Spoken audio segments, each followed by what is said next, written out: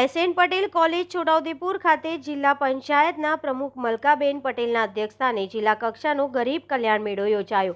ગરીબ કલ્યાણ મેળામાં 1856 જરૂરિયાતમંદોને 10 વિભાગ દ્વારા ₹3.46 કરોડના લાભો અર્પણ કરાયા। રાજ્ય સરકારની વિવિધ યોજનાકીય સહાય ગરીબ જરૂરિયાતમંદ લાભાર્થીઓને એક જ સ્થળે હાથોહાથ આપવાના આશ્રયથી રાજ્યભરમાં ગરીબ કલ્યાણ મેળાના 14મા કરવામાં આવ્યો હતો, જેના ભાગરૂપે છોટાઉદેપુર જિલ્લામાં જિલ્લા કક્ષાના ગરીબ કલ્યાણ મેળો એસએન પટેલ કોલેજ ખાતે જિલ્લા પંચાયત પ્રમુખ મલકાબેન પટેલના અધ્યક્ષસ્થાનમાં યોજાયો હતો, જેમાં છોટાઉદેપુરના સાંસદ શ્રી જસુભાઈ રાઠવા, ધારાસભ્ય શ્રી જયંતિભાઈ એસ રાઠવા તેમજ મહાનુભાવોના હસ્તે લાભાર્થીઓને સાધન સહાયનું હાથોહાથ વિતરણ કરવામાં આવ્યું। 2024-25ના ગરીબ કલ્યાણ મેળામાં કુલ 1856 લાભાર્થીઓને 10 વિભાગો દ્વારા ₹3.46 કરોડના લાભોનું વિતરણ કરવામાં આવ્યું હતું। આ પ્રસંગે જિલ્લા પંચાયત પ્રમુખ શ્રી મલકાબેન પટેલ અને સાંસદ શ્રી જસુભાઈ રાઠવાએ પ્રાસંગિક ઉદ્બોધન કર્યું હતું। આ વેળાએ મુખ્યમંત્રી શ્રી ભૂપેન્દ્રભાઈ પટેલની અધ્યક્ષતામાં બનાસકાંઠા જિલ્લામાં આયોજિત રાજ્ય કક્ષાના ગરીબ કલ્યાણ મેળાના કાર્યક્રમનું જીવન પ્રસારણ સૌએ નિહાળ્યું હતું। તમામ ઉપસ્થિત મહાનુભાવો, અધિકારીશ્રી અને લાભાર્થીશ્રીઓએ સ્વચ્છતા હી સેવાના શપથ લીધા હતા। આદરણીય નરેન્દ્રભાઈ મોદી સાહેબ આ વિસ્તારની અંદર, સમગ્ર ગુજરાતની અંદર અને સમગ્ર ભારતની અંદર ભ્રમણ કરીને ગરીબીને ખૂબ નજીકથી જોયેલી, એટલે એમણે મુખ્યમંત્રી બન્યા પછી સમગ્ર વિસ્તારની અંદર, આદિવાસી વિસ્તાર હોય કે અન્ય વિસ્તારોની અંદર હોય, જ્યાં શિક્ષણનું પ્રમાણ ઓછું હતું, એવા વિસ્તારોની અંદર 2005માં એમણે શાળા પ્રવેશ ઉત્સવ અને કન્યા કેળવણી મહોત્સવ શરૂ કરીને એમણે જાતે ગામડાઓની અંદર પ્રવાસ કરીને દીકરા દીકરીઓને પ્રવેશ અપાવ્યો હતો।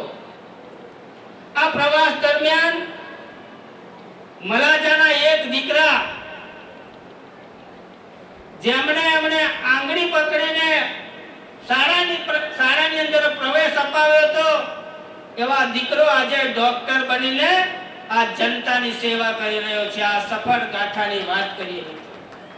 ગુજરાત રાજ્યમાં ગરીબ કલ્યાણ મેળાની શરૂઆત 2009માં કરવામાં આવી હતી। દર વર્ષે આ ગરીબ કલ્યાણ મેળો યોજવામાં આવે છે।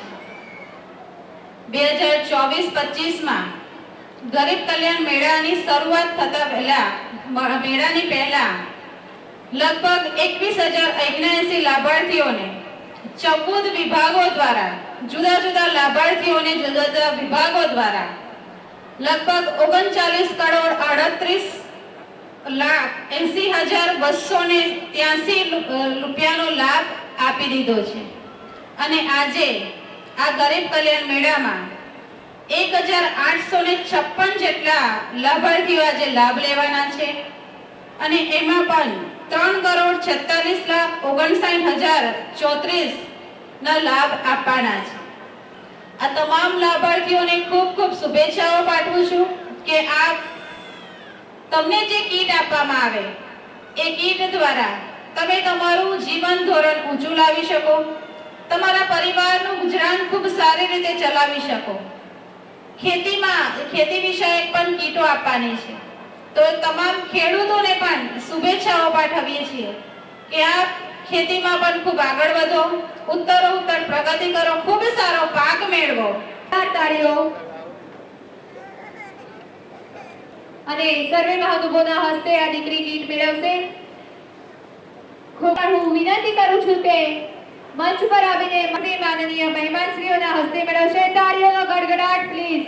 રાઠવાને પણ હું મંચ પર આમંત્રિત કરું છું, તેઓ પણ આ સાથે જ આરોગ્ય અને પરિવાર કલ્યાણ વિભાગ આરોગ્ય શાખા તરફથી પરમાર નીલમબેનને પણ મંચ પર આમંત્રણ આપું છું। પીએમ જય કાર્ડ મેળવવા માટે ઉભવીએ છીએ। યોજના સુધારી કામ કીટ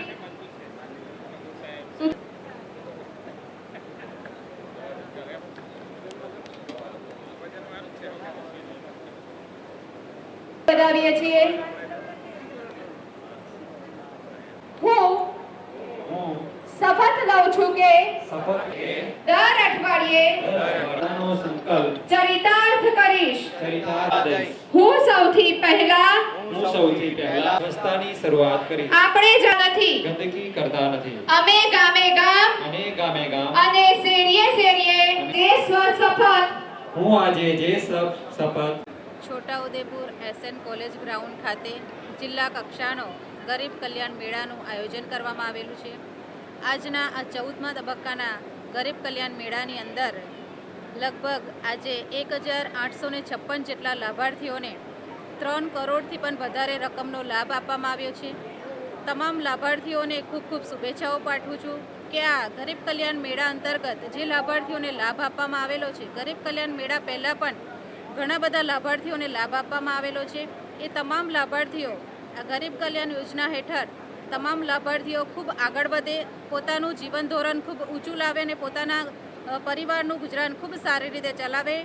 એ અંતર્ગત માનનીય નરેન્દ્રભાઈ મોદી સાહેબે આ અભિયાન ચલાવ્યું છે. સાથે સાથે સ્વચ્છતા અભિયાન પણ ચાલી રહ્યું છે. તમામને એક અપીલ કરું છું કે આપ સૌ પણ આ સ્વચ્છતા અભિયાનમાં જોડાઓ અને પોતાના ઘરથી લઈ બધા પોતાનું આંગણું સ્વચ્છ રાખીને આ ગુજરાતને સ્વચ્છ બનાવવાનું અભિયાન છે એની સાથે જોડાય.